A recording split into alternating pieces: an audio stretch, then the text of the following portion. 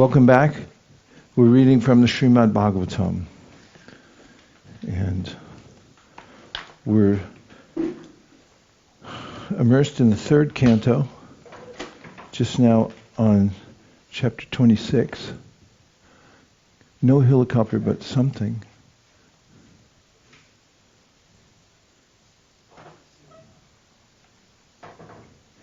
Thank you.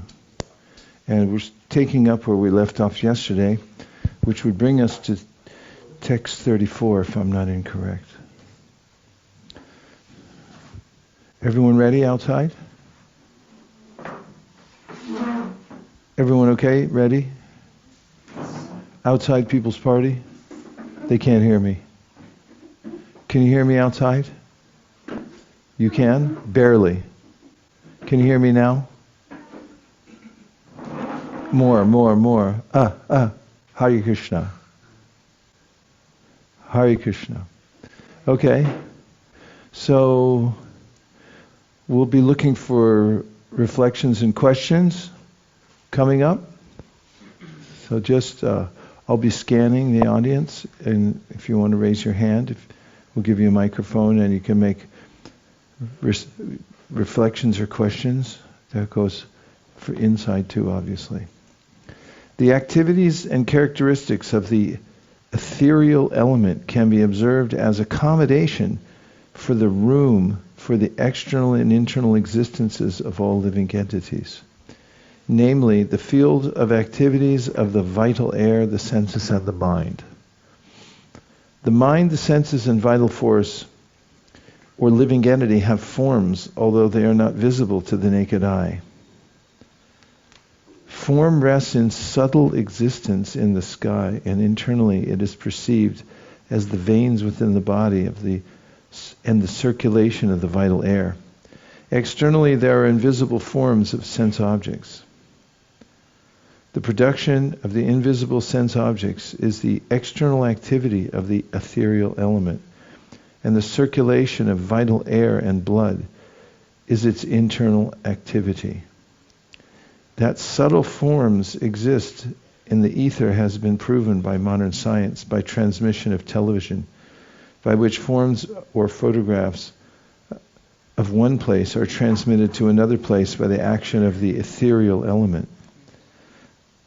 That is very nicely explained here. This verse is the potential basis of great scientific research work, for it explains how subtle forms are generated from the ethereal element, what their characteristics and actions are, and how the tangible elements, namely air, fire, water, and earth, are manifested from the subtle form.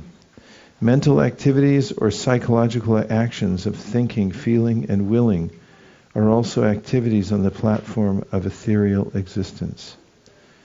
The statement in Bhagavad Gita that the mental situation at the time of death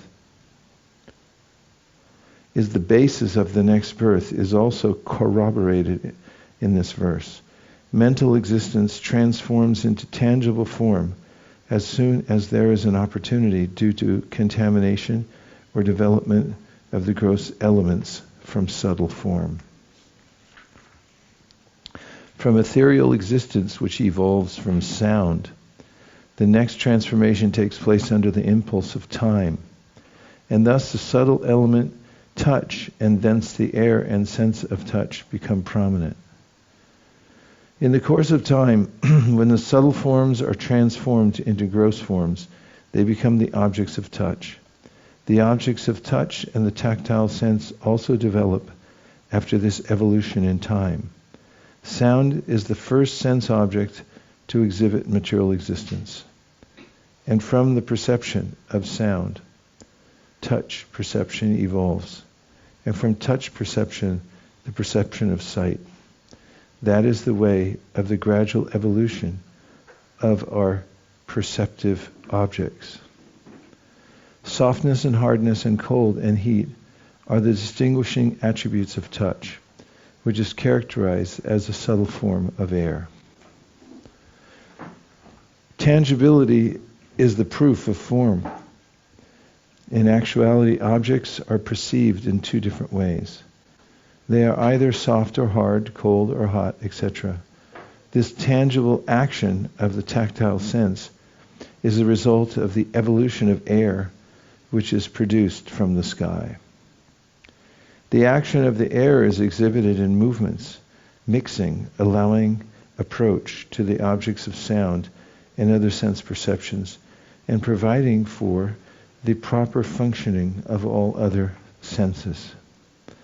Purport: we can perceive the action of the air when the branches of a tree move or when dry leaves on the ground collect together.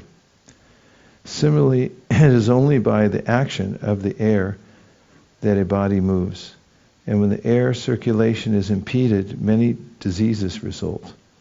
Paralysis, nervous breakdowns, madness, and many other diseases are actually due to an insufficient circulation of air. In the Ayurvedic system, Pranahari, Anapayani, Hare Krishna. Wow, excuse us. Well, you're right at home now. Now we feel at home. Thank you for making such a long journey. Hare Krishna. Welcome back.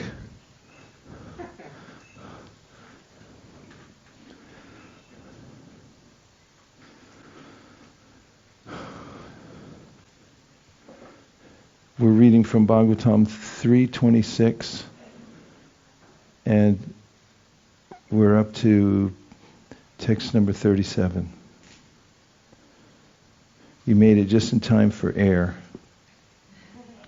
The action of the air is exhibited in movements, mixing, allowing approach to the objects of sound and other sense perceptions, and providing for the proper functioning of all other senses. Purport: we can perceive the action of the air when the branches of a tree move or when dry leaves on the ground collect together. Similarly, it is only by the action of the air that a body moves. And when the air circulation is impeded, many diseases result. Paralysis, nervous breakdowns, madness, and many other diseases are actually due to an insufficient circulation of air. In the Ayurvedic system, these diseases are treated on the basis of air circulation. If from the beginning one takes care of the process of air circulation, such diseases cannot take place.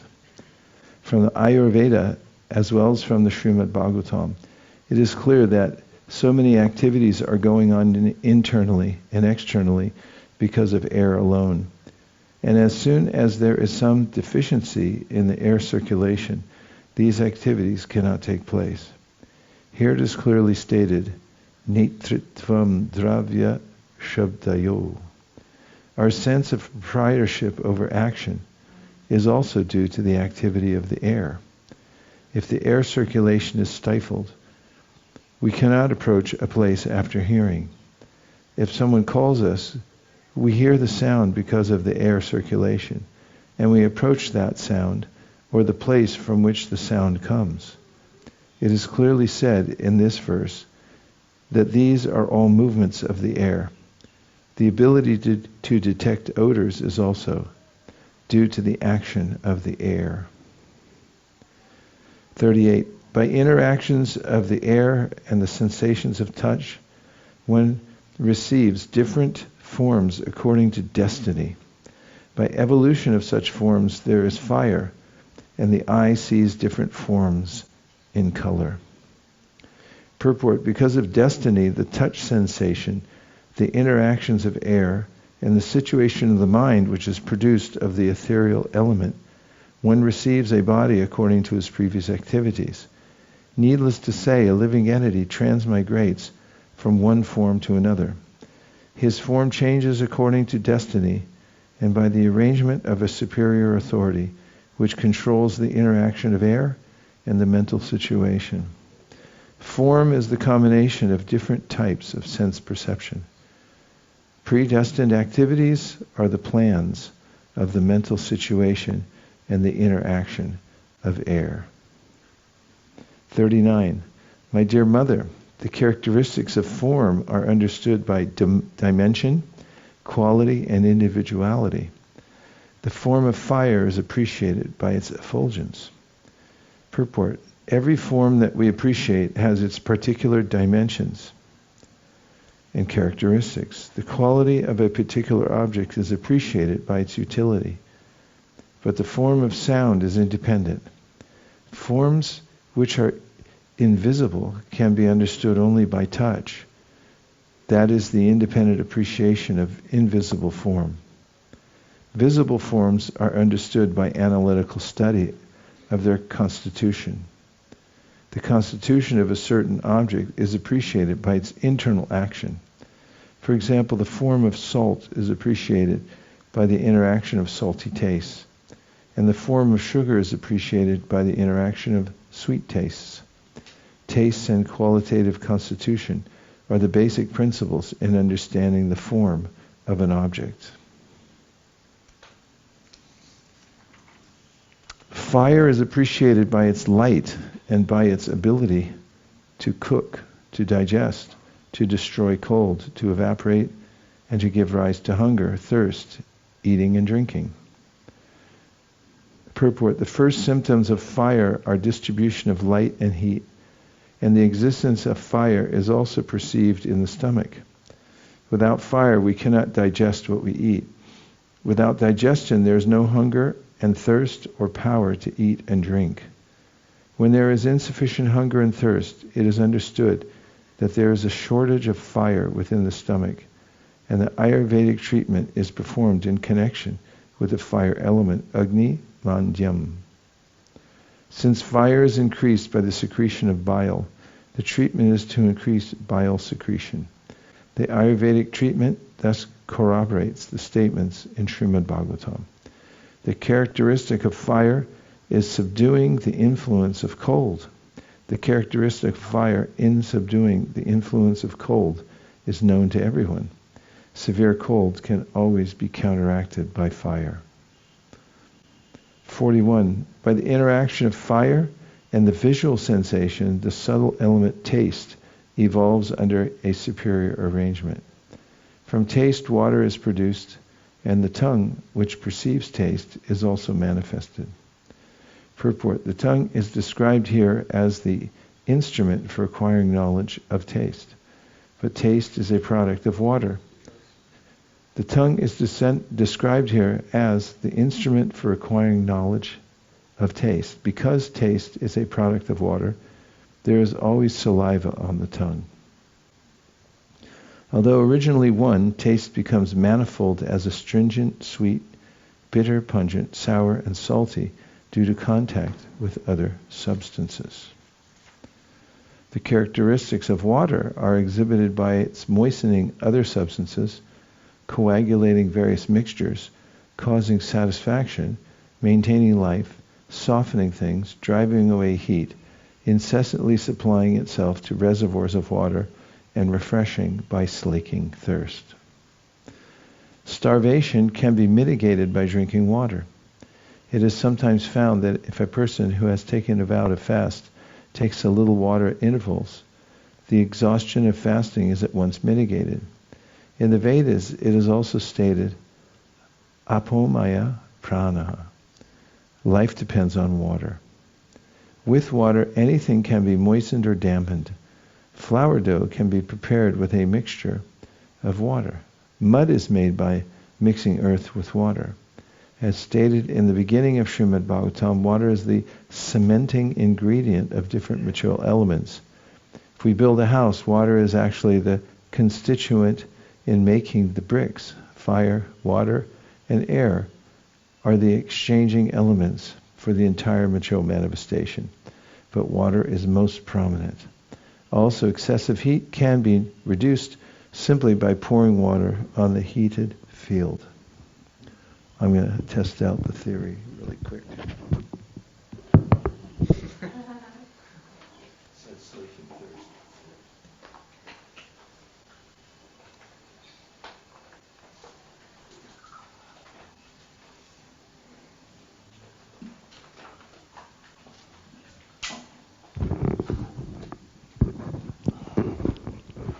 .44. Due to the interaction of water with the taste perception, the subtle element odor evolves under superior arrangement, thence the earth and the olfactory sense, by which we can variously experience the aroma of the earth, become manifest. Odor, although one, becomes many, as mixed, offensive, fragrant, mild, strong, acidic, and so on, according to the proportions of associated substances. Purport: mixed smell is sometimes perceived in foodstuffs prepared from various ingredients, such as vegetables mixed with various kinds of spices and asafoetida. Bad odors are perceived in filthy places. Good smells are perceived from camphor, menthol, and similar other products. Pungent smells are perceived from garlic and onions. And acidic smells are perceived from turmeric and similar sour substances. The original aroma is the odor emanating from the earth, and when it is mixed with different substances, this odor appears in different ways. The characteristics of the functions of earth can be perceived by modeling forms of the Supreme Brahman, by constructing places of residence, by preparing pots to contain water, etc. In other words, the earth is the place of sustenance for all elements. Purport: different elements such as sound, sky, air, fire, and water can be perceived in the earth. Another feature of the earth, especially mentioned here, is that earth can manifest different forms of the Supreme Personality of Godhead. By this statement of Kapila's, it is confirmed that the Supreme Personality of Godhead, Brahman, has innumerable forms, which are described in the scriptures. By manipulation of earth and its products, such as stone, wood, and jewels, these forms of the Supreme Lord can be present before our eyes. When a form of Lord Krishna or Lord Vishnu is manifested by presentation of a statue made of earth, it is not imaginary. The earth gives shape to the Lord's forms, as described in the scriptures. In the Brahma Samhita, there is a description of Lord Krishna's lands, the variegatedness of the spiritual abode, and the forms of the Lord playing a flute with his spiritual body. All these forms are described in the scriptures, and when they are thus presented, they become worshipable. They are not imaginary, as the Mayavad philosophy says. Sometimes the word bhavana is misinterpreted as imagination. But bhavana does not mean imagination. It means giving actual shape to the description of Vedic literature. Earth is the ultimate transformation of all living entities and their respective modes of material nature. 47. The sense whose object of perception is sound is called the auditory sense. And that whose object of perception is touch is called the tactile sense. Purport: sound is one of the qualifications of the sky and is the subject matter for hearing. Similarly, touch is the qualification of the air and is the subject of the touch sensation. The sense whose object of perception is form, the distinctive characteristic of fire, is the sense of sight. The sense whose object of perception is taste, the distinctive characteristic of water, is known as the sense of taste. Finally, the sense whose object of perception is odor, the distinctive characteristic of earth, is called the sense of smell. Since the cause exists in its effect as well, the characteristics of the former are observed in the latter. That is why the peculiarities of all the elements exist in the earth alone.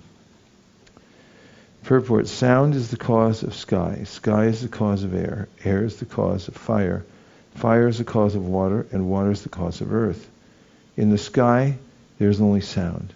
In the air, there are sound and touch. In the fire, there are sound, touch, and form. In water, there are sound, touch, form, and taste. And in the earth, there are sound, touch, form, taste, and smell. Therefore, earth is the reservoir of all the qualities of the other elements. Earth is the sum total of all other elements. The earth has all 5 qualities of the elements. Water has 4 qualities. Fire has 3, air has 2, and the sky has only one quality, sound. When all these elements were unmixed, the Supreme Personality of Godhead, the origin of creation, along with time, work, and the qualities of the modes of material nature, entered into the universe with the total material energy in 7 divisions. Purport. After stating the generation of the causes, Kapila speaks about the generation of the effects. At that time, when the causes were unmixed, the Supreme Personality of Godhead in his feature of Garbhodakṣaya Vishnu entered within each universe. Accompanying him were all the 7 primary elements, the 5 material elements, the total energy, Mahatattva, and the false ego. This entrance of the Supreme Personality of Godhead involves his entering even the atoms of the material world. This is confirmed in the Brahma Samhita. Adantarasta paramanu chayantarastam. He is not only within the earth, but within the atoms also. He is within the heart of every living entity. Garbhodakṣaya Vishnu, the Supreme Personality of Godhead, entered into everything. From these 7 principles roused into activity and united by the presence of the Lord, an unintelligent egg arose, from which appeared the celebrated cosmic being. What if you got a Bhagavatam from somebody and that's like the first verse you read? I was once selling Bhagavatam. We used to sell individual Bhagavatams because every time a new volume would come out, Prabhupada would finish translating it and they'd go through the VBT. They just bring them straight to the airport and drop them off for us. And I can remember being in Denver, Colorado, and I distributed a 3rd canto to a cowboy, and he was going through it. He just came back to me. He goes, "Give me my money back." I said, "What's wrong?" Didn't say anything. He just gave his money back, and he kept it to the page where he's looking at it, where it's describing the universal form of the Lord and all the different features, and it just blew his mind. He was like, "Give me my money back." So if somebody they get this volume and they open it. From these 7 elements, roused into activity and united by the presence of the Lord, an unintelligent egg arose, from which appeared the celebrated cosmic being.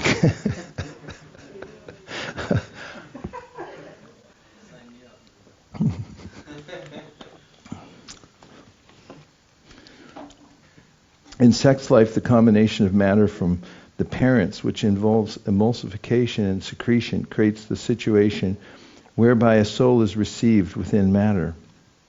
And the combination of matter gradually develops into a complete body. The same principle exists in the universal creation. The ingredients were present, but only when the Lord entered into the material elements was matter actually agitated. That is the cause of creation. We can see this in our ordinary experience. Although we may have clay, water, and fire, the elements take the shape of a brick only when we labor to combine them.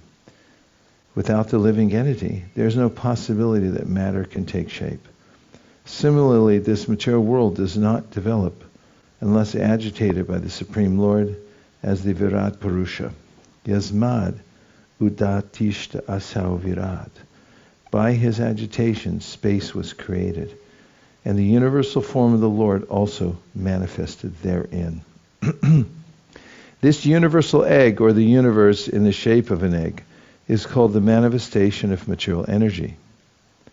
Its layers of water, air, fire, sky, ego, and Mahat Tattva increase in thickness one after another. Each layer is 10 times bigger than the previous one, and the final outside layer is covered by Pradhan. Within this egg is the universal form of Lord Hari, of whose body the 14 planetary systems are parts. This universe, or the universal sky, which we can visualize with its innumerable planets, is shaped just like an egg. As an egg is covered by a shell, The universe is also covered by various layers. The first layer is water, the next is fire, then air, then sky, and the ultimate holding crust is pradhan. Within this egg-like universe is the universal form of the Lord as the Virat Purusha. All the different planetary situations are parts of his body. This is already explained in the beginning of Śrīmad-Bhāgavatam, 2nd Canto. The planetary systems are considered to form different parts, bodily parts, that universal form of the Lord, of that universal form of the Lord. Persons who cannot directly engage in the worship of the transcendental form of the Lord are advised to think of and worship this universal form. The lowest planetary system, Patala, is considered to be the soul of the Supreme Lord, S-O-L-E. And the earth is considered to be the belly of the Lord. Brahmaloka, or the highest planetary system where Brahma lives, is considered to be the head of the Lord. This Virat Purusha is considered an incarnation of the Lord. The original form of the Lord is Krishna, as confirmed in Brahma Samhita, Adi Purusha, as confirmed in Brahma Samhita, Adi Purusha. The Virat Purusha is also Purusha, but he is not Adi Purusha. The Adi Purusha is Krishna, Ishvara Parama Krishna, Sakchit Ananda Vigraha, Anadir Adir Govinda. In Bhagavad Gita, Krishna is also accepted as the Adi Purusha, the original. Krishna says, "No one is greater than I." There are innumerable expansions of the Lord, and all of them are Purushas or enjoyers. But neither the Virat Purusha nor the Purusha avatars, Karnadakshay Vishnu, Garbhadakshay Vishnu, and Shirdakshay Vishnu, nor any of the many other expansions is the original. In each universe there are Garbhadakshay Vishnu, the Virat Purusha, and Shirdakshay Vishnu. The active manifestation of the Virat Purusha is described here. Persons who are in the lower grades of understanding regarding the Supreme Personality of Godhead may think of the universal form of the Lord, for that is advised in Bhagavatam. The dimensions of the universe are estimated here. The outer covering is made of layers of water, air, fire, sky, ego, and Mahatattva. And each layer is 10 times greater than the one previous. The space within the hollow of the universe cannot be measured by any human scientist or anyone else. And beyond the hollow, there are 7 coverings, each one 10 times greater than the one preceding it. The layer of water is 10 times greater than the diameter of the universe, and the layer of fire is 10 times greater than that of water. Similarly, the layer of air is 10 times greater than that of fire. These dimensions are all inconceivable to the tiny brain of a human being. It is also stated that this description is of only one egg-like universe. There are innumerable universes besides this one, and some of them are many, many times greater. It is considered, in fact, that this universe is the smallest. Therefore, the predominating superintendent, or Brahma, has only 4 heads for management. In other universes which are far greater than this one, Brahma has more heads. In the Chaitanya Charitamrita it is said that all these Brahmas were called one day by Lord Kṛṣṇa on the inquiry of the small Brahma, who, after seeing all the large Brahmas, was thunderstruck. That is the inconceivable potency of the Lord. No one can measure the length and breadth of God by speculation or by false identification with God. These attempts are symptoms of lunacy. 53. The Supreme Personality of Godhead, the Virat Purusha, situated himself in that golden egg, which was lying on the water, and he divided it into many departments. First of all, a mouth appeared in him, and then came forth the organ of speech, and with it the god of fire, the deity who presides over that organ. Then a pair of nostrils appeared, and in them appeared the olfactory sense, as well as prana, the vital air. Purport: with the manifestation of speech, fire also became manifested, and with the manifestation of nostrils, the vital air, and the breathing process, and the sense of smell also became manifested. Text 55.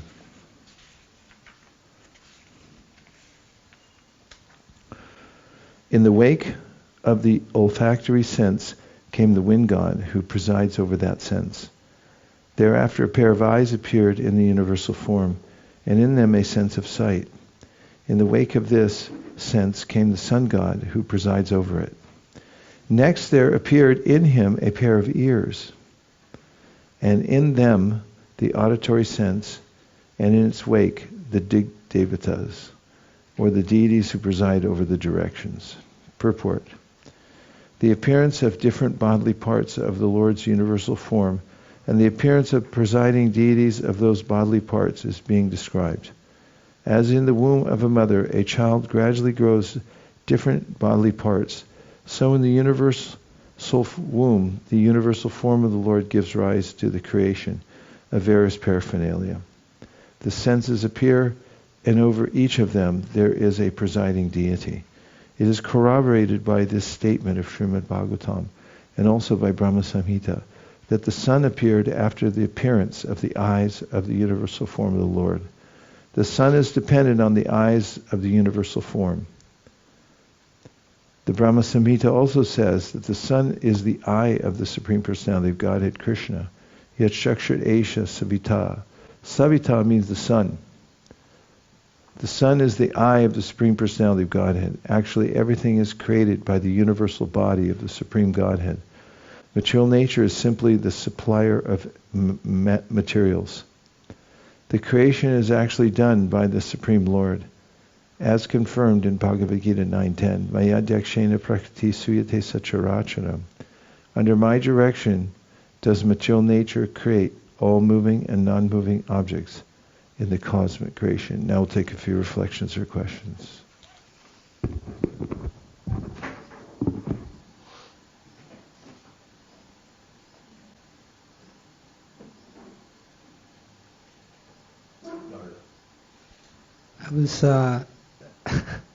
I was thinking about the structure of these bigger material universes, and like the Brahmas that have like millions of heads, and like just like how complex that might come to be. And it's a bit of a speculation in one sense, but I'm just kind of reflecting on how grateful I am to be in a simple place, in one sense. And Keep it simple. A much nicer chance to just sit and read. And here I'm thinking like if the material energy becomes so much more complex, then how much more complex does our entanglement become? Of course, the entanglement is still very strong, but I'm just thinking... Simple place means like you're here? Yeah. Instead of some universe with a Brahma that has millions of heads, and like, I can't imagine what it's like to be in an existence like that, nor do I want to know. Nice.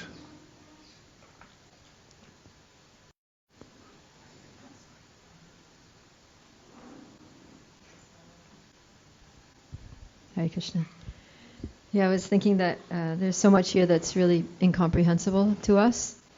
And a lot of it, it's mentioned that it has to do with destiny, and which is also incomprehensible to us. But then there's one phrase that's repeated that's daiva choditat, which means that it's happening under superior arrangement. So it's like, okay, I don't understand this, I probably never will, but I trust that it's happening under superior arrangement. Like those who are enacting this and designing this, carrying it out and maintaining it, know what they're doing, and they know the purpose for what they're doing it, and it definitely has a purpose. So it's the same thing in this world. There's so many things that happen in life, in the world, in politics, that we don't understand. We're just like, why? Why is it this way? What is going on here? But that too we have to understand is daiva choditat. It's happening by superior arrangement, and it's happening for a purpose. Yeah, we discussed this a little earlier when we got into the calculation of time by the atom. And Prabhupada made a couple of statements along the way about, well, anyway, the main point is that it's the energy of the Lord and inconceivable, and that the simple principle is that there's an Ishwar and we're not him. The essence of what you're saying and what Prabhupada said earlier, which is really the conclusion, ultimately. It's even in the 5th canto when Parikshit asked Shukadeva Goswami to describe the universe. Shukadeva does it with the caveat that this is just to show how inconceivable it is. It's not that you're going to be able to get all this, and nor was he describing it in such a way that you could just assemble it all and then make something out of it specifically. But it was to give that sense of how incomprehensible it all is, because it's the energy of the Lord.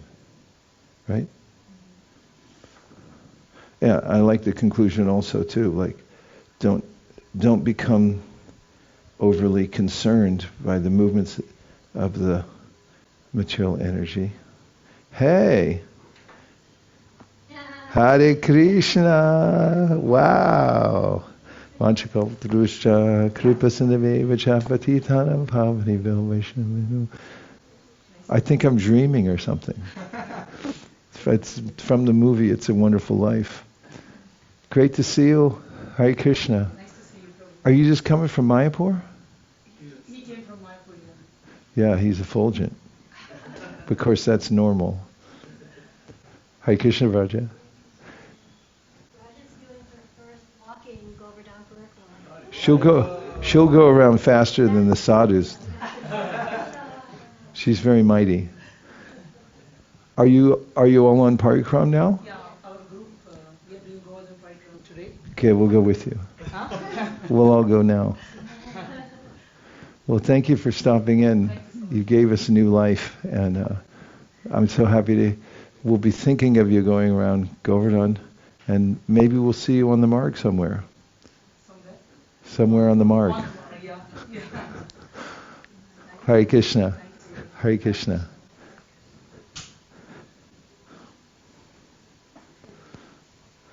It's so nice at Kartik. You know,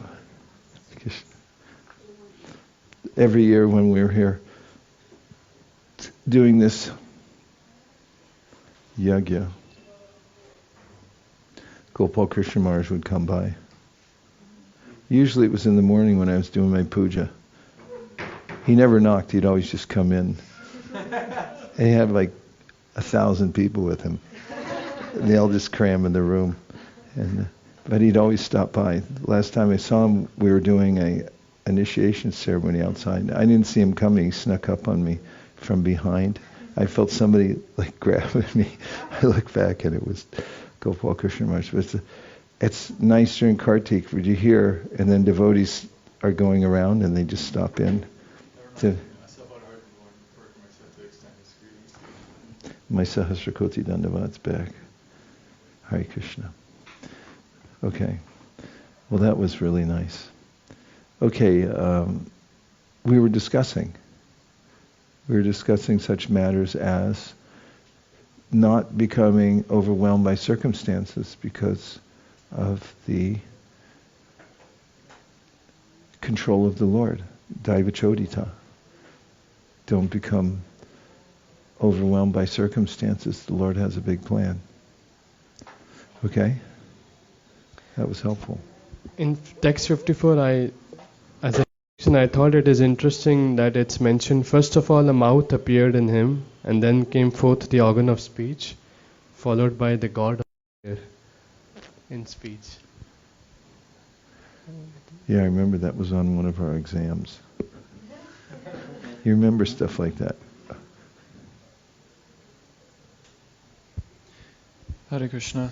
Yeah, I thought it was interesting how you hear the creation of the universe several times throughout the Bhagavatam, every time a little different. But one thing that was in this passage that we read was how the Lord has to enter within the elements to activate it.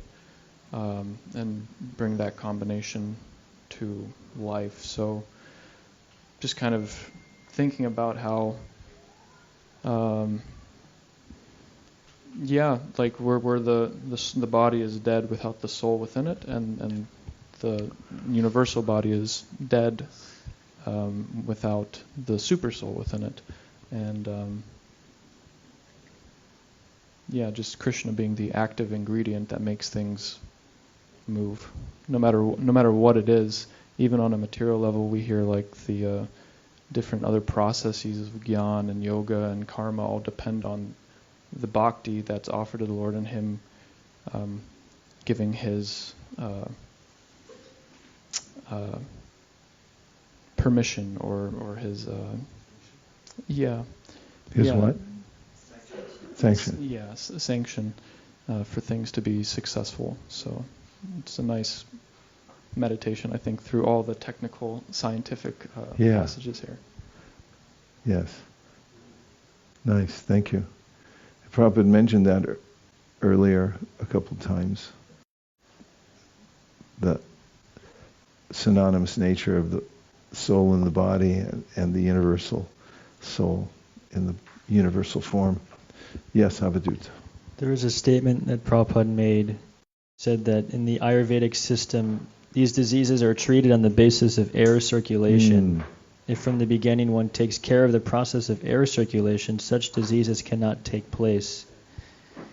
Whenever I come across statements like this that Prabhupada gives, I always feel like I have to go back and get like a PhD in like Ayurveda or something like that, so I'm not missing out on anything. But or at the very least, open a window. I always whenever I'm anywhere, I always check to see what the airflow is, because I know correspondingly people will be able to pay attention. And it's amazing. I've seen sometimes, I notice from the perspective of the speaker in a class that there's some devotees feeling drowsy, and then as soon as you get cross ventilation, everyone wakes up, get some oxygen to the brain. Yeah, I was impressed by those sections also. Only my mind didn't go to getting a PhD. I was just thinking that of the efficacy of those methods of healing where they deal with the source, the cause, on a deeper level than just treating the symptoms. Try to balance out the errors. Makes a lot of sense. Were you going to make a point? Okay. I'm looking outside. Leelanath, Prabhu, and then we'll come back to Patita Pavana. He took the mic, but he gave it back. Very interesting that I noticed in text 55 that Prabhupada in the purport says that the appearance of different bodily parts of the Lord's universal form and the appearance of the presiding deities of those bodily parts is being described as in the womb of a mother's, a child gradually grows in different bodily parts. So in the universal womb, the universal form of the Lord gives rise to the creation of various paraphernalia.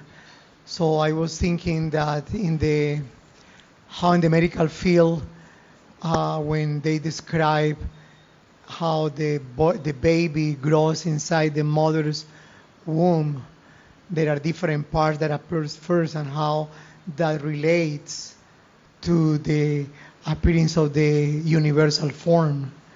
So like in the microcosmos, also in the microcosmos. It's like interesting how even I think that Prabhupada creates the scientific, the Vedic Institute is, where all like Sadaput, Prabhu and all the scientists, they was trying to confirm the Vedas and the statements in the scriptures what they found also in their empirical approach, no? So for me, this one is like a similarity. I would like to look in detail how in the science what appears first in the after the fetus is formed in the mother. So how that one relates with the universal form.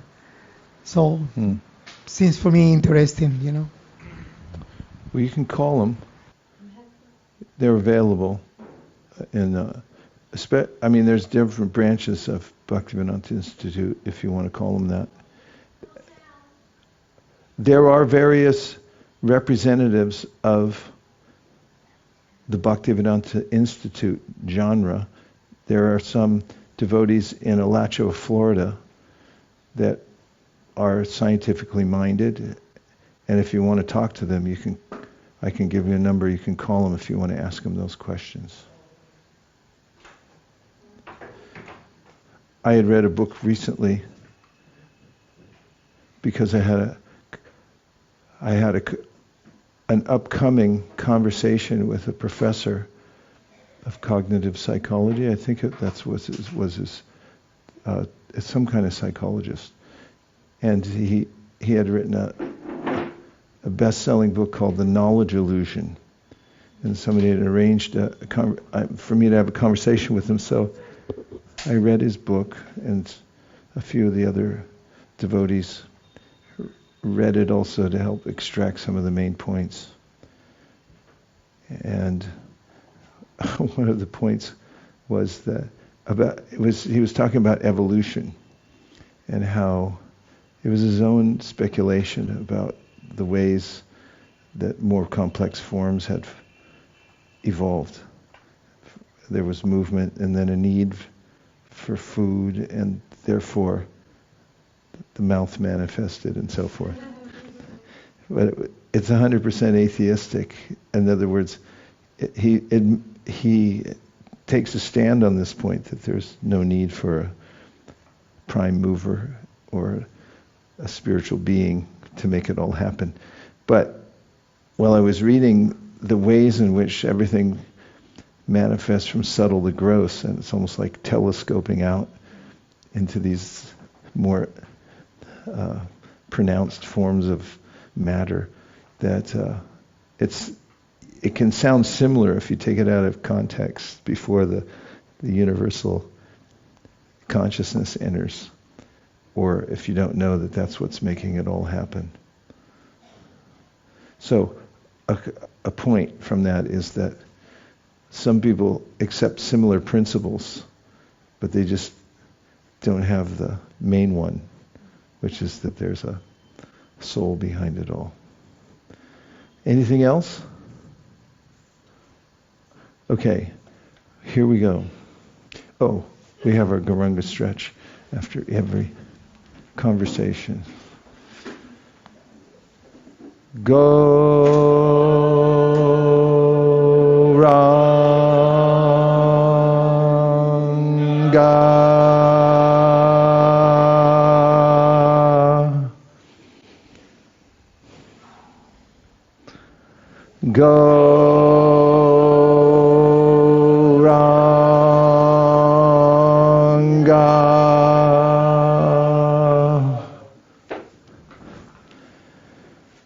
We're taking up at text 56. Correct? Correct. Then the universal form of the Lord, the Virat Purusha, manifested his skin, and thereupon the hair, mustache, and beard appeared. After this, all the herbs and drugs became manifested, and then his genitals also appeared. Purport: the skin is the site of the touch sensation. The demigods who control the production of herbs and medicinal drugs are the deities presiding over the tactile sense. After this, semen, the faculty of procreation, and the god who presides over the waters appeared. Next appeared an anus, and then the organs of defecation, and thereupon the god of death, who is feared throughout the universe. I think this is the part that the cowboy turned to. Because he had his finger in the book, and it's like when he give me my money back. I said, "What's wrong?" He wouldn't say what was wrong. He just handed me the book like this. I was like, oh, "Okay, I kind of get where you're coming from." Purport. It is understood herewith that the faculty to discharge semen is the cause of death. Therefore, yogis and transcendentalists who want to live for greater spans of life voluntarily restrain themselves from discharging semen. The more one can restrain the discharge of semen, the more one can be aloof from the problem of death. There are many yogis living up to 300 or 700 years by this process. And in the Bhagavatam, it is clearly stated that discharging semen is the cause of horrible death. The more one is addicted to sexual enjoyment, the more susceptible he is to a quick death. 58. Thereafter, the two hands of the universal form of the Lord became manifested, and with them the power of grasping and dropping things. And after that, Lord Indra appeared. Next, the legs became manifested, and with them the process of movement. And after that, Lord Vishnu appeared. Purport. The deity presiding over the hands is Indra, and the presiding deity of movement is the Supreme Personality of Godhead, Vishnu. Vishnu appeared on the appearance of the legs of the Virat Purusha. Vishnu appeared on the appearance of the legs of the Virat Purusha. The veins of the universal body became manifested, and thereafter the red corpuscles or blood. In their wake came the rivers, the deities presiding over the veins. And then appeared an abdomen. Blood veins are compared to rivers. When the veins were manifested in the universal form, the rivers and the various planets were also manifested. The controlling deity of the rivers is also the controlling deity of the nervous system. In Ayurvedic treatment, those who are suffering from the disease of nervous instability are recommended to take bath by dipping in a flowing river. Next grew feelings of hunger and thirst, and in their wake came the manifestation of oceans. Then a heart became manifest, and in the wake of the heart the mind appeared.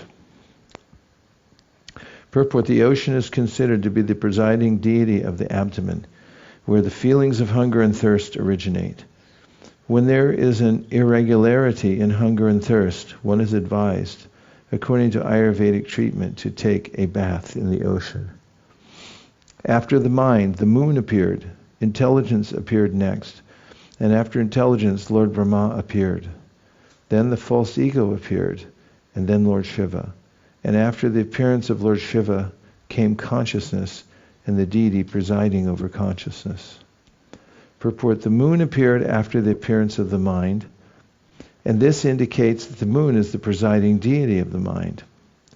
Similarly, Lord Brahma appearing after intelligence is the presiding deity of intelligence, and Lord Shiva, who appears after false ego, is the presiding deity of false ego. In other words, it is indicated that the moon god is in the mode of goodness, whereas Lord Brahma is in the mode of passion and Lord Shiva is in the mode of ignorance. The appearance of consciousness after the appearance of false ego indicates that from the beginning, material consciousness is under the mode of ignorance, and that one therefore has to purify himself by purifying his consciousness. This purificatory process is called Krishna consciousness. As soon as the consciousness is purified, the false ego disappears. Identification of the body with the self is called false identification or false ego. Lord Chaitanya confirms this in his Shikshashtaka. He states that the first result of chanting the Maha Mantra Hare Krishna is that dirt is cleared from the consciousness or the mirror of the mind. And then, at once, the blazing fire of material existence is over.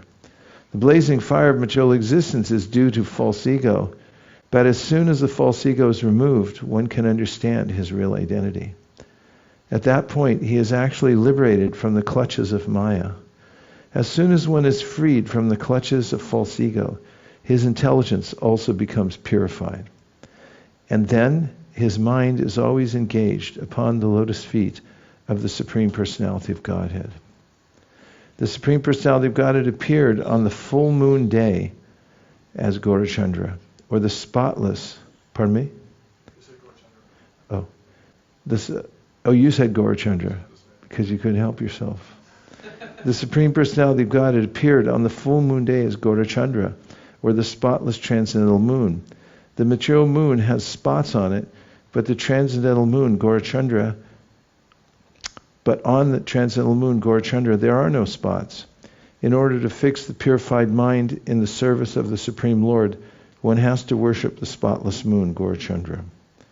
Those who are materially passionate, or those who want to exhibit their intelligence for material advancement in life, are generally worshippers of Lord Brahma.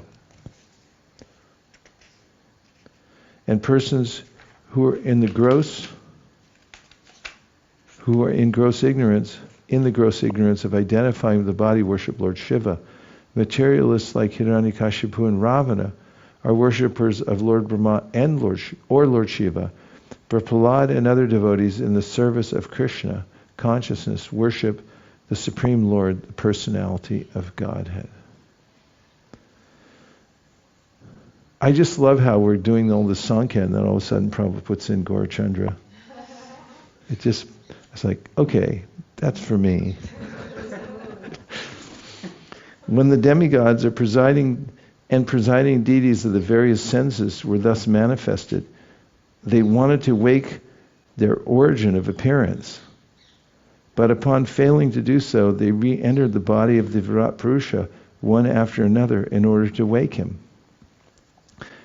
In order to wake the sleeping deity controller within, one has to rechannel the sense activities from concentration on the outside to concentration on the inside. In the following verses, the sense activities which are required to wake the Virat Purusha will be explained very nicely. The god of fire entered his mouth, the organ of speech, but the Virat Purusha could not be aroused. Then the god of wind entered his nostrils with the sense of smell, but still the Virat Purusha refused to be awakened. The sun god entered the eyes of Virat Purusha with the sense of sight, but still the Virat Purusha did not get up. Similarly, the predominating deities of the directions entered through his ears with the sense of hearing, but still he did not get up. The predominating deities of the skin, herbs, and seasoning plants entered the skin of the Virat Purusha with the hair of the body, but the cosmic being refused to get up even then. The god predominating over water entered his organ of generation with the faculty of procreation, but the Virat Purusha still would not rise. The god of death entered his anus with the organ of defecation, but the Virat Purusha could not be spurred to activity. The god Indra entered the hands with the power of grasping and dropping things, but the Virat Purusha would not get up even then. Lord Vishnu entered his feet with the faculty of locomotion, but the Virat Purusha refused to stand up even then. The rivers entered his blood vessels with the blood and the power of circulation, but still the cosmic being could not be made to stir.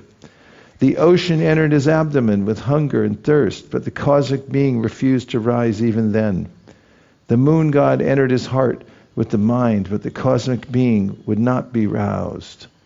Brahma also entered his heart with intelligence, but even then the cosmic being could not be prevailed upon to get up.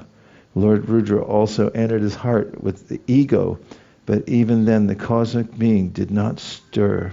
However, when the inner controller, the deity presiding over consciousness, entered the heart with reason, at that very moment, the cosmic being arose from the causal waters. Haribo! When a man is sleeping, all his material assets, namely the vital energy, the senses for recording knowledge, the senses for working, the mind and the intelligence, cannot arouse him. He can be aroused only when the Supersoul helps him.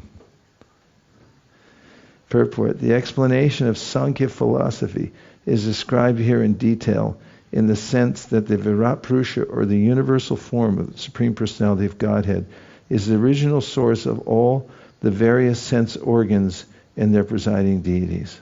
The relationship between the Virat Purusha and the presiding deities or the living entities is so intricate that simply by exercising the sense organs which are related to their presiding deities, the Virat Purusha cannot be aroused.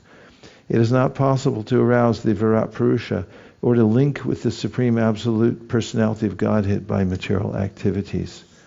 Only by devotional service and detachment can one perform the process of linking with the Absolute. Therefore, through devotion, detachment, and advancement in spiritual knowledge acquired through concentrated devotional service, one should contemplate that Supersoul as present in this very body, although simultaneously apart from it. Purport. One can realize the Supersoul within oneself. He is within one's body but apart from the body, or transcendental to the body. Although sitting in the same body as the individual soul, the Supersoul has no affection for the body, whereas the individual soul does. One has to detach himself, therefore, from this material body by discharging devotional service. It is clearly mentioned here, bhaktya, that one has to execute devotional service to the Supreme. As it is stated in the first canto, second chapter of Śrīmad-Bhāgavatam 127, Vasudeve Bhagavati Bhakti Yoga Prayojita. When Vasudeva, the all-pervading Vishnu, the Supreme Personality of Godhead, is served in completely pure devotion, detachment from the material world immediately begins. The purpose of Sankhya is to detach oneself from material contamination. This can be achieved simply by devotional service to the Supreme Personality of Godhead.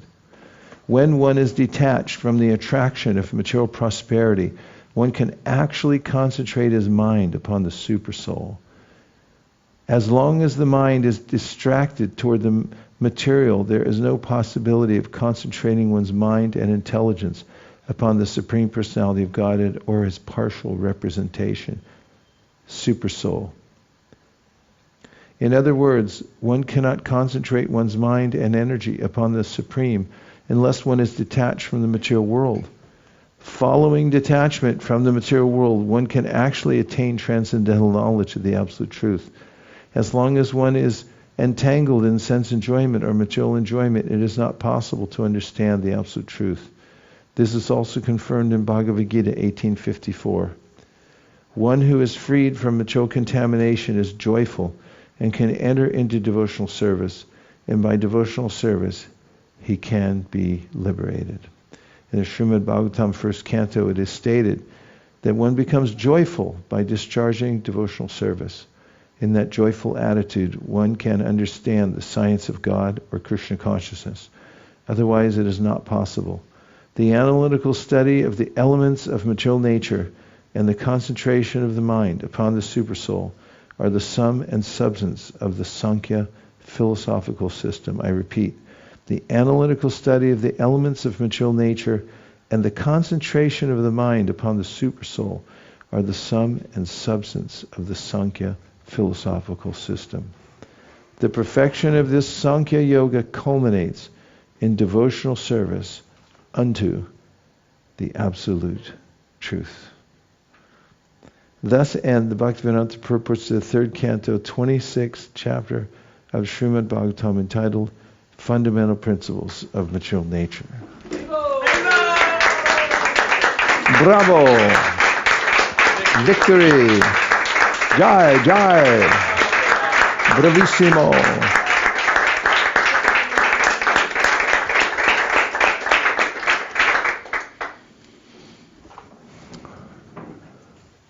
Everyone okay? I feel cleansed. What? I feel cleansed. He feels cleansed. Let it be known. Shamini Prash feels cleansed. Okay? Anything else? Yes. Reflections question? Yes, please.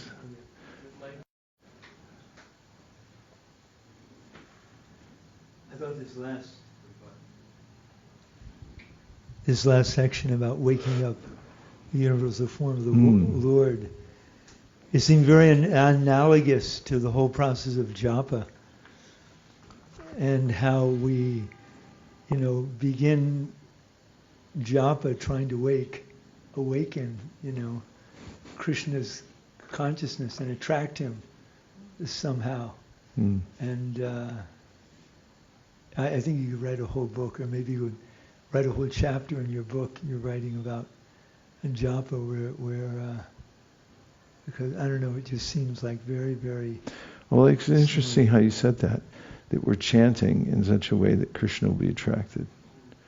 So one may think, I'm trying to get attracted to Krishna, but I like the way you put it. It seems similar to the way Srila Bhaktisiddhanta described darshan. He said, we're not actually going to see the Lord, we're going to present ourselves before the Lord so he can see us. And shouldn't one be presentable when one goes before the Lord?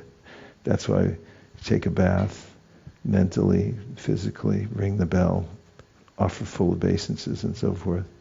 And just the way you put that with japa, am I chanting in such a way that Krishna would be attracted to that?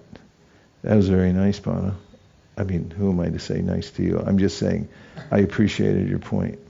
And I mean, it just, when I was noticing it this morning when I was chanting, because I was just so deeply in the mode of ignorance. And as I was chanting, I'm like, okay, I'm chanting Krishna's name, but how am I going to get any conception at all? And then I started thinking, well, what am I missing in terms of my attitude? And as I started thinking of that and started gradually, Krishna started giving me Wow, that was very helpful. Thank you, Bhana. We have Devrata and we'll go to Prabhupada Priya. And I'm looking outside to see if anybody raises their hand. Okay, Yadutama. I'm trying to understand this section. I guess Bhanavatapur kind of answered it in one way, but I'm trying to understand this verse number 70 where it says that the Antaryami entered and then the universal form rose up. I don't understand it. I'm just trying to conceptualize it. It's Krishna. The cosmic being. He went inside the universal form. It's kind of like Pranahari, Prabhu, you were describing earlier, right? Is that you? Yeah, I mean, just as Prabhupada had described earlier, that we have a physical and mental body, but it doesn't mean anything unless the conscious being is inside to illuminate. I mean, the simple version of it is all of those features of the Absolute Truth are being mentioned there, and the Antaryami is the soul of the universal form. That's all. And then once he enters, then everything functions. Say what? Prabhupada referred to Garbhodaksha Vishnu earlier as the universal, the universal form.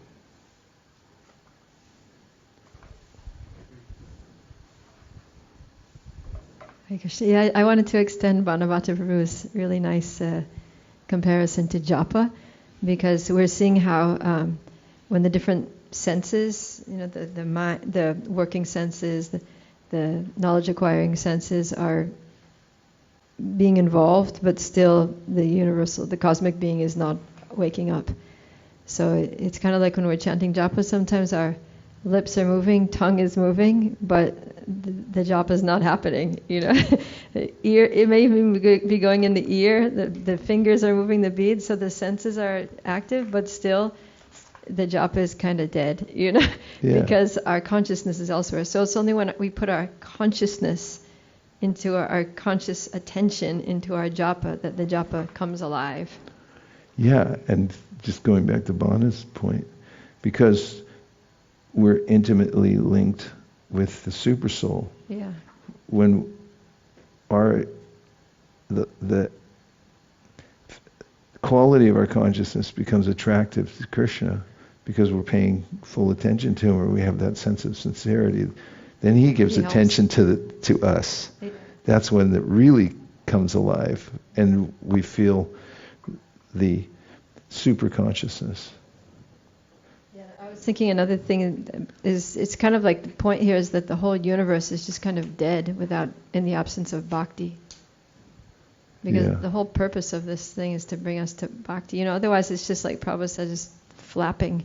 Yeah. Just, people are just flapping about without any actual progress being made. Yeah. Yeah. Yudhutama, you're up. Hare Krishna. Hare Krishna. I have a few different thoughts. I wanted to, I think since Prabhupada Priya Mataji brought it back to the japa, I was on parikrama a few days ago, heading on my way to Radhakund, and this was before coming into Radhakund, in between, the Uddhava Kund, and this one kid, the kids are always saying, Dedo chocolate, Dedo ladu, Dedo... Pencil. Give me a pencil. Haribo pencil. And usually, I just kind of say, nai, no, or I just try to ignore them, most of the time. And, they eventually go away. But this one little boy, he walked with us, I don't even know, at least a mile, probably. And he didn't, dedo. And there's some devotees walking along with us, and they were starting to notice that he was being very, very stubborn with us. Just stop. He wouldn't stop. Dedo chocolate, dedo ladu, dedo juice, dedo das spice, dedo money. And my wife was just like, she had some juice. My wife's diabetic, so we always have some juice with us in case her blood sugar goes down. And after walking with this little boy for, I don't know, 20 minutes, I don't even know. I didn't put a timer on it, but it was a long time.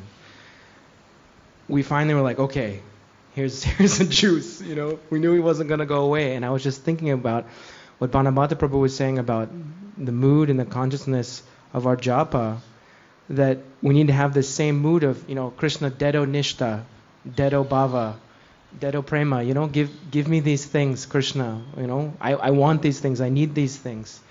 And that if we keep asking Krishna, I think it's just like this little boy. And I was like, oh God, here's the juice, We gave it to him with love, like you're very determined to get something from us. So we gave it to him, and our hearts just melted when we finally decided to stop ignoring him, because we knew we couldn't ignore him anymore. And I feel like it's very similar with Krishna. Maybe Krishna isn't necessarily, he doesn't have anything to do with us, when we're on the material level. But then if we're determined to Krishna, I really, really want this. Krishna will give it to us, and we have to be sure that he'll give it to us. And that's kind of been a meditation that I've been carrying around with me as I do parikrama and chant japa this Kartik. Krishna, please, give me. And I think in many different ways Krishna has reciprocated. He give you the juice. Give me the juice. Well, I just want to point out, before I hand it back to Bhanabhata Prabhu, it's just one of the blessings of parikram. Seemingly ordinary circumstances become deeply ingrained lessons from Giriraj. It's over the years I've seen that. It just sticks, and Krishna just gave me something here. And that's a really powerful example you just gave, sticking to me too. Probably put it in my book. Credit due. Do credit given. Yes? Sorry, I just wanted to go back to the analogy one more time, because after Prabhupada Pri also left a comment, I thought about why this also makes so much sense to me, because during japa, as I'm trying to awaken my relationship with the Lord, I observe how I try to manipulate the situation in so many ways. I'm thinking, okay, my intelligence, if I can force my intelligence like to act in a certain way, or maybe to force my breath. This is in terms of the evolution of my own japa.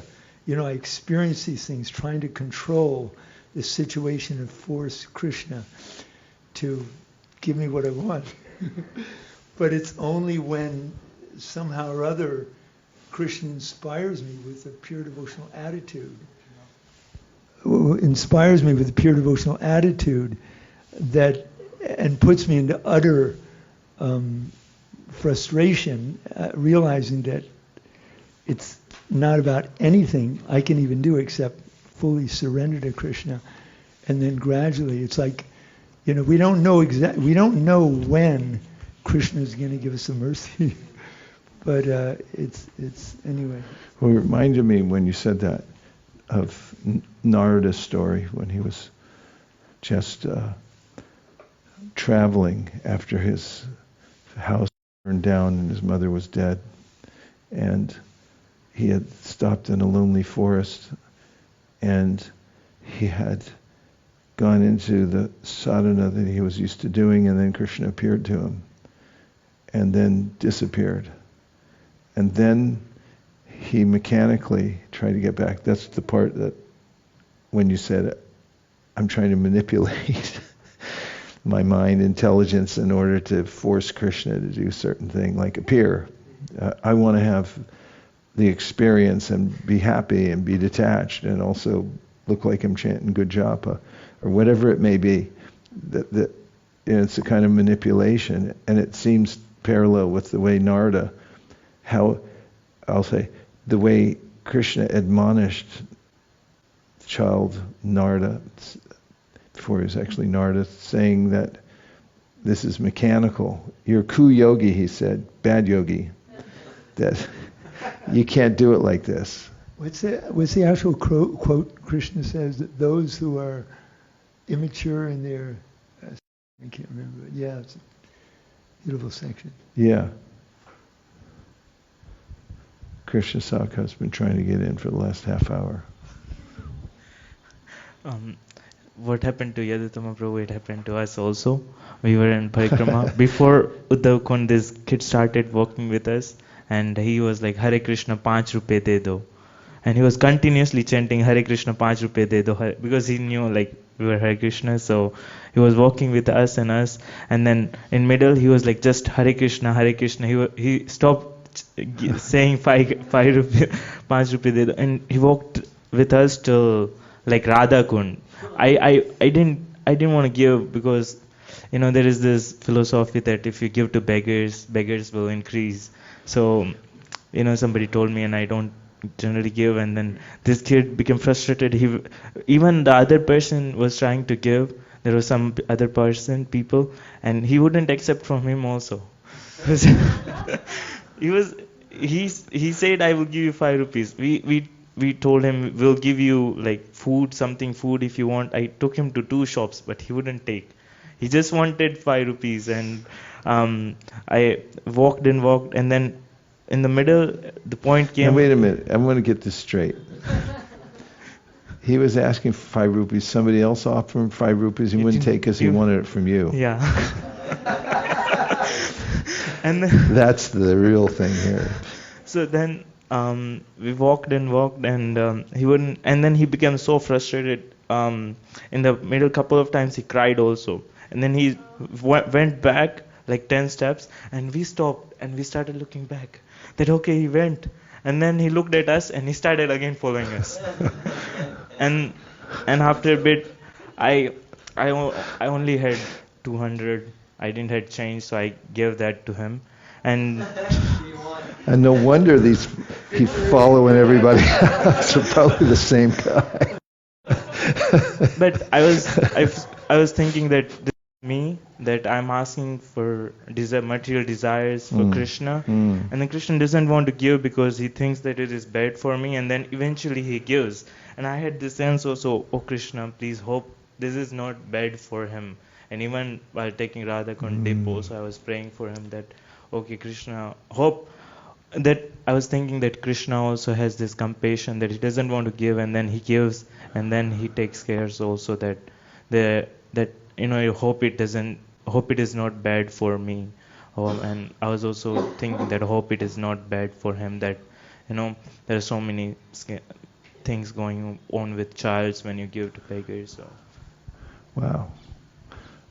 Devavrata, and then Narada Muni, and then So we're going just to take a break. expanding on this analogy of Bhanavata Prabhu even more, I'm thinking how nothing would wake up the cosmic being except for the Antaryami. And it gives like a long list, at least 10 verses. It's thing after thing after thing.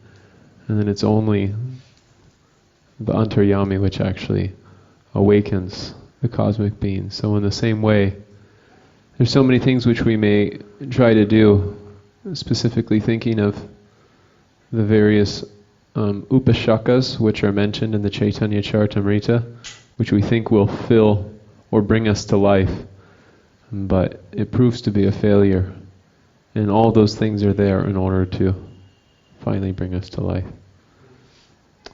The failures of it. Yeah, I mean, I'm seeing a lot of use in this extended metaphor.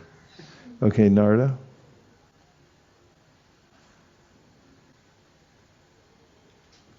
For some reason, this reminds me of a story with His Grace Ayendrapuru. He was in Vrindavan, and there was some black tantric yogi that was outside the temple, and was either causing some problems to devotees or causing some problems with the temple. So Ayendrapuru went out to speak with him, and this black tantric yogi cursed him. Ayendrapuru said something like, "Why don't you just surrender to the Krishna and chant Hare Krishna?" And he got upset and he cursed him, and Ayendrapuru ended up becoming paralyzed. He was like in paralysis in his room, and he was describing just like this sheer could not control anything. It came to a point where he wasn't even able to chant physically anymore, and he described that in this desperation, Srinam Prabhu himself, Krishna's form in his holy name himself, came down to protect him. And he described how Srinam is a person and is totally independent and is capable of descending whether or not we're forcing ourselves to chant or not. And I thought that was a really profound realization, because I feel like when I'm chanting the names of Krishna, I'm not always thinking that this is actually a personality that can choose whenever to manifest himself. And for some reason, hearing this, it just reminded me of this story. I'm not telling it in such a grasping way, but it made a really profound. No, it was grasping. Made a really profound impact on me. He described how it was like just this pervading presence, not only just as a person, but in the ether. It was like a sound, like in the ether. That's not even in the ether. You can't even describe it. It was. Story in his book? No, it's not in his book. It's in a katha that he had with some devotees. He describes it. I think it's in the biography. Maybe it's in the biography about him also, but really powerful. It reminded me of one of the stanzas that Rupa Goswami wrote in the Namashtakam, where he said, "Acham vashakam iti deiti bhavato nama surupa dvayam purvasmat hantam eva." That holy name and Krishna are the same, and then he says, no, actually they're different. And he said, the way they're different is the holy name's more merciful than Krishna. Because although somehow or other one may estrange oneself, if that's possible, from Krishna, then the holy name still comes with one and reinstates one's relationship with Krishna, not considering the fact that we're wayward and we've deliberately turned away from Krishna. The holy name pursues us. Well, I got so much out of these parikram stories. They're very relatable. Just the angst one feels about give, don't give, and then maybe putting ourselves in the position of a beggar, what it means to beg. How long are you willing to go for? And if somebody else offers you some money, it's like, nope, I'm not taking it from you. I want it from this guy. like Krishna, I'm not going away kind of thing, sort of determination. So now it's time for our Gayatri break, so we'll come back here at 17 minutes after the hour. Gaur Premanande Haribol.